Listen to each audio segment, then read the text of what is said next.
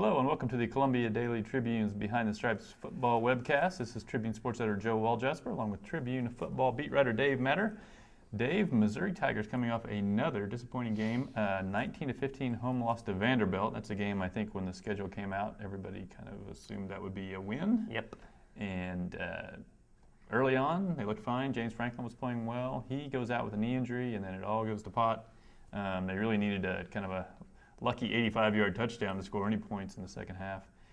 And so, again, we're having a discussion about the offense. This is something that Missouri has, that's been the side of the ball where they've excelled since Gary Pinkel's tenure, basically. Is this broken beyond repair? Is there anything that can be done to salvage this? You're halfway through the season. Is there anything that can be done to save it? Well, I think it depends who you're talking about the quarterback being. I think things looked okay with Franklin in there. They still couldn't punch it in the end zone on his two possessions, but they were a functional offense. They looked pretty competent. They didn't look like they were going to have any trouble at least moving up and down the field, inside the 20s at least. But then when Corbin Bergstresser came in, like you said, it went to pot. It was just nothing was really working with the passing game. The running game was okay. Wasn't as good as it's been, and a lot of it is they weren't in very good running situations, but it was just an absolute mess. The blocking was off. The passing was really bad. Receivers that usually catch the ball fairly well weren't catching much at all. So I don't know if there's a lot of schematic stuff you can do to fix an offense that looks like that. I don't know if there's players on the bench that you can bring in that would be better. But I think, first of all, you've got to settle Corbin Bergstresser down, and he's whether it's nerves, whether it's not knowing what the play is or whatever the problem is, he just looked like he hadn't played a college game before, and he has. He played okay against Arizona State 3 weeks earlier, so he's got to settle down because those passes were not many of them were even catchable. Yeah, I think the touchdown pass was actually way overthrown to the guy he was throwing it to even. Yeah. The other thing with him was he's looked good in the games where kind of at the point where it didn't matter. So that kind of makes you think maybe there's a little bit of nerves involved because he was okay against Arizona State, but nothing special. He completed about 50% of his passes. Now in this last game, he completes less than 30% of his passes. For a spread offense, it really needs to be flipped. You need to be completing 1 or 2/3 of your passes at least. And so, and there were some open receivers where he was bouncing short passes, obviously overshooting guys. So accuracy was a big problem there.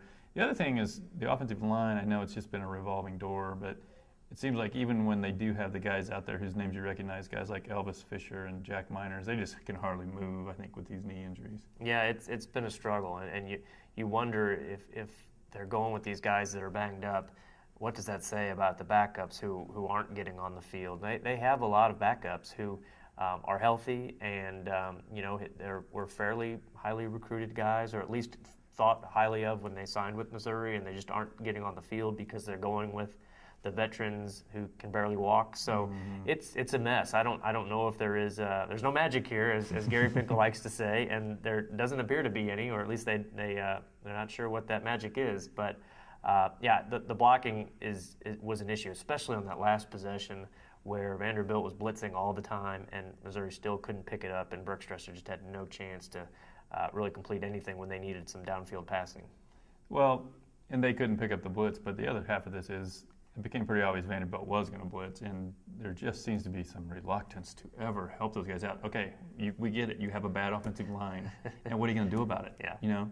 You don't have if you got 5 receivers in the pattern, it doesn't matter if Bergstresser's getting hit in the face before he can even take a look at those guys. And it just seems like there's this reluctance to ever give up on this numbers game approach. Well, if they've got this many in the box, we're going to throw it. I think you just have to put a few more guys in there and say, you know what, we're only going to have 3 guys in the pattern, and we're going to have to live with that. Yeah, and that's what they're just not doing. But it seems like a solution that at least is worth trying, you would think. Now, they occasionally bring in Eric Waters to block for the run, the tight end. They'll use Jared Culver to block. I think David Yost said at the quarterback club this week he was in for 19 plays, and that's more than he usually gets in. But a lot of those were to block for the running game out of some I formation, some pistol stuff. But, yeah, when they need to throw the ball, they are generally lining up 4 and 5 wide and trusting those 5 offensive linemen to get the job done. And for every reason we just mentioned, they're not all the time. And the only other thing I would say, I did think it was a good idea that they got into a little more 2-back stuff. Even before Marcus Murphy got hurt in that one nice play, they had Lawrence in the game and Murphy in the game, and he had a nice run. They did use Culver a lot. Yeah, Gary Pinkel said they're using the pistol more to give a little more deception. Their usual running play is, the guy's in motion for 30 yards, and so you kind of know where it's going. Yeah.